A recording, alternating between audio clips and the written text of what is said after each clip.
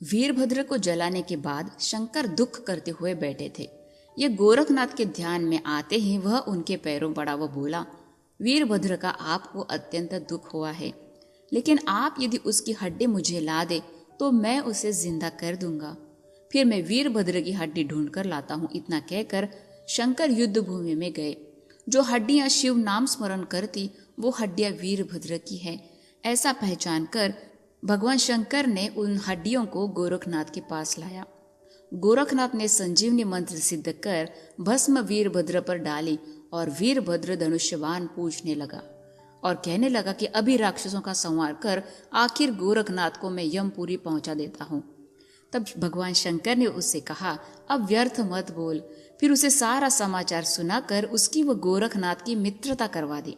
इतने में शिवगण वहां आए। वो गोरखनाथ को प्रणाम कर कैलाश गए। गोरखनाथ मच्छिंद्रनाथ का शरीर लेकर शिवालय आए। इधर त्रिविक्रम राजा अर्थात मच्छिंद्रनाथ राजविलास में मग्न थे। एक दिन वह रोज की तरह दर्शन के लिए गया था।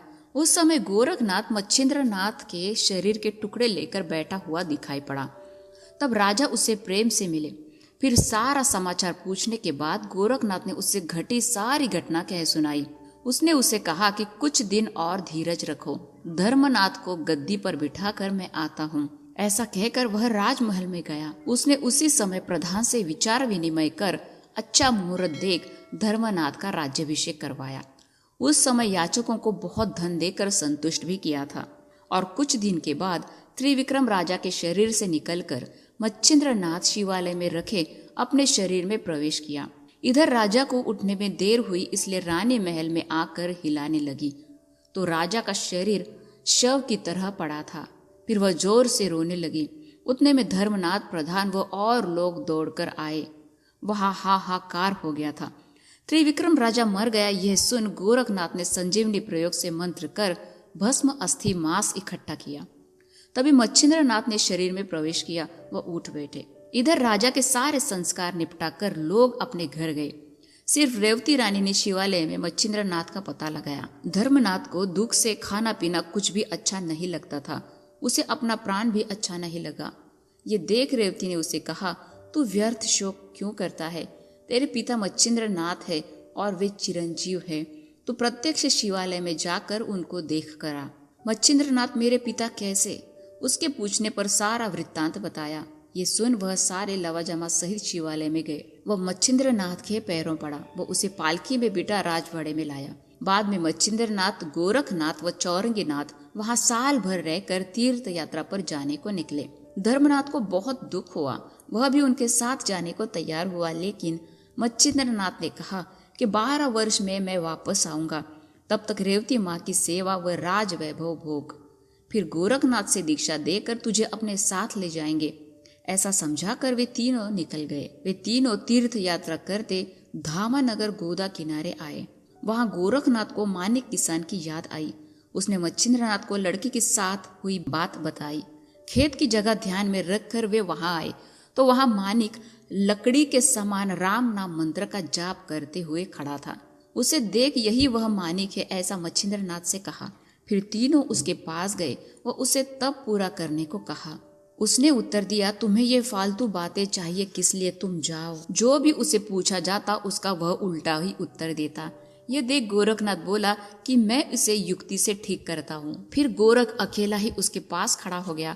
वह मच्छिंद्रनाथ व चौरंगीनाथ एक पेड़ के नीचे खड़े हो गए और ये क्या करता है ये वो दोनों देखने लगे। गोरखनाथ मानिक के पास गया और जोर से बोला, आ हा, ऐसा तप करने वाला मैंने आज तक नहीं देखा। ऐसे का ही उपदेश लेकर गुरु करना चाहिए। मेरे भाग्य का उदय हो गया। इस तरह गोरख उससे बोला, स्वामी मैं आपका गुरु बना रहा हूँ, कृपा कर मुझे उपदेश दे। यह सुन मानिक बोला, बेटे तू इतना बड़ा हुआ फिर भी तुझे अकल नहीं आई। तू मुझे गुरु बनाने के बजाय तू ही मेरा गुरु क्यों नहीं बनता? उल्टा उत्तर मिलेगा, इसी उद्देश्य से गोरख ने उससे यह प्रश्न किया। उस हिसाब से मंत्रोपदेश भी किया। इस कारण वह त्रिकाल ज्ञानी हुआ। उसे सारा जग ब्रह्म रूप दिखाई देने लगा। फिर वह तप छोड़ गोरख के पैरों पड़ा। गोरख के शक्ति मंत्र कर भस्म उसके शरीर पर डालते ही वह तंदुरुस्त हो गया। फिर उसे हाथ पकड़कर मच्छिंद्रनाथ के पास ले गया। उन्होंने उसका विचित्र स्वभाव देखकर उसका नाम अड़भंग रखा। उसे नाथ दीक्षा देकर वे चारों चले। रास्ते में गोरखनाथ ने उसे सारे विद्या में निपुण किया। वे तीर्थ यात्रा करते 12 वर्ष में प्रयाग आए। इधर धर्मनाथ राजा को पुत्र हुआ, वो उसका नाम त्रिविक्रम रखा। उन चारों के गांव में आने की बात उसे पता चली तो वह उनके सामने आया वह और उन्हें राजवाड़े में लेकर आया। राजा ने अपने बेटे को गद्दी पर बिठाकर योग दीक्षा लेने का निश्चय किया। माघ महीने की पुण्य तिथि द्वितीया, जिसे धर्म बीज कहते हैं, उस धर्मनाथ को गोरखनाथ ने दीक्षा दी। उस समय सारे देवता बुलाए, प्रजा भी आई, सबको प्रसाद मिला और सब अपने घर गए। ऐसा ही उत्सव हर साल हो, सब लोगों ने इच्छा प्रकट की। तब गोरख ने हर साल उत्सव मनाने की आज्ञा त्रिविक्रम राजा को दी। सबको खुशी हुई। गोरखनाथ ने अपने ग्रंथ में लिखा कि जो इस बीज व्रत को अपनी शक्ति के अनुसार करेगा, उसके घर में लक्ष्मी का वास होगा, दोष दरिद्र रोग विघ्न कभी नहीं आएगी। धर्मनाथ को दीक्षा देकर वे तीनों उसे लेकर तीर्थ यात्रा करने गए। बद्रिकाश्रम आकर उसे शंकर जी के चरणों में डाला व तप करने बिठाया।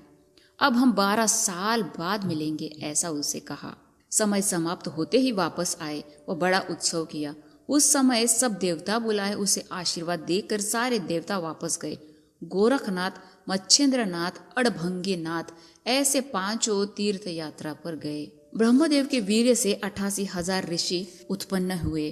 उनका जो थोड़ा रेत पृथ्वी पर रेवा नदी के रेत में पड़ा था, उसमें चरस नारायण ने संचार किया। तब पुतला निर्माण हुआ। वह सूर्य के समान तेजवान होकर रो रहा था। उसी समय सहन सारुक इस नाम का एक कुंभी पानी लाने जा रहा था। उसने उस बच्चे को रोते देख उठा लिया और घर से लाकर अपनी पत्नी को दिया।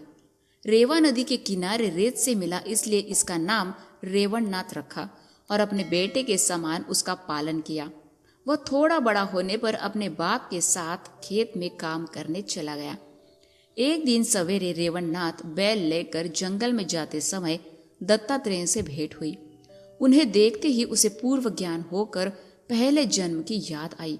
मैं अज्ञान में पड़ा, इसका उसे पूर्ण ज्ञान होकर वह चुप रहा। तब तू कौन? दत्तात्रेय ने पूछा। तब उसने जवाब दिया, तुम्हारे शरीर में तीनों देवों का अंश है। उसमें सत्यगुणी महापुरुष जो है वो मैं होकर मुझे यहाँ बहुत कष्ट भोगना पड़ रहा है। अब कृपा कर इस शरीर को सनाथ करे। उसका दृढ़ निश्चय देख दत्तात्रेय ने अपना वरद हस्त उसके मस्तक पर रखा। 9 नारायणों में यह अवतार चमस नारायण का है, यह दत्तात्रेय को मालूम था। दत्तात्रेय ने उसे उसी समय उपदेश क्यों नहीं किया? उसका कारण है, भक्ति मार्ग की ओर जब तक प्रवृत्ति नहीं होती तब तक उपदेश देना व्यर्थ है। वह भक्ति की ओर ध्यान लगने पर ज्ञान वैराग्य सहज साध्य होता है। ऐसा विचार कर एक सिद्ध की कला उसे बताई। उसे अत्यंत खुशी हुई। वो उनके चरणों पर पड़ा। आशीर्वाद देकर दत्तात्रेय चले गए। उसे समाधान होने से वो पूर्ण मुक्त हुआ। 34वां अध्याय समाप्त। जय श्री गुरुवे नमः। ओम श्री नवनाथाय। धन्यवाद।